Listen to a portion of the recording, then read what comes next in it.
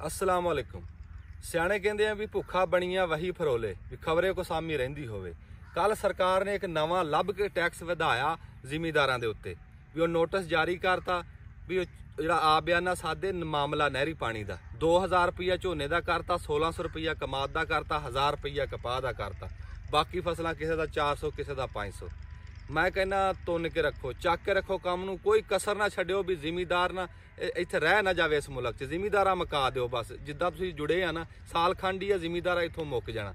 भी जो टैक्स लाना हुंदा उदों तां तुहाडी निगाह च चढ़ जांदा जिमीदार, ते जदों जिमीदार 6 महीने हो गए पिटदा खाद पिछे, वो नहीं तुहानूं दींदा। हुण कोर भरनी सी कणक दी, वो पहला पानी वाला खाद नहीं लभ रही, 5500 नूं ब्लैक भी यूरिया नहीं लभ रही।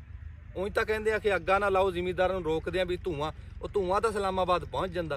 आ जिहड़े असीं भौंकदे पे आ, ये आवाज़ नहीं थोड़ी पहुँचदी उत्थे इस्लामाबाद साडी। इहदे ते भी कदी गौर करो भी खाद जे हुण इहदा झाड़ ना आया तो फिर कहंदे कणक दा काल पै गया, आटे दा काल पै गया। कदी इस हुकूमत ने मौके ते कोई चज सूर दा काम नहीं कीता।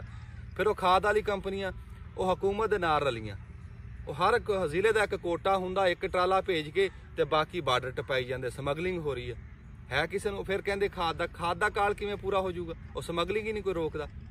वो खाण नूं सूर दई जांदियां कंपनियां इन्हां नूं, सरकारां नूं, ते ये समगलिंग कराई जांदियां। इत्थे दा जिमीदार मरी जांदा, दूए जिथे समगलिंग हो रही वो जिमीदार खुशहाल आ, उत्थे लभदी। साडे मुल्क दी खाद आ ते दूए मुल्कां च जाके लभ रही। ऐसी कुत्ते खानी किसी दौर च नहीं हुई जिमीदारां नाल जिहड़ी हुण हो रही। फिर वजीर आजम आ गल्लां च पूरा, गल जिहड़ी हुण तकरीर कहूगा वो पुल बन दूगा। वजीर आला साहब आ किसी कैमरे अगे आंदा ना, लै वो गल डिगण ही नहीं दिंदा।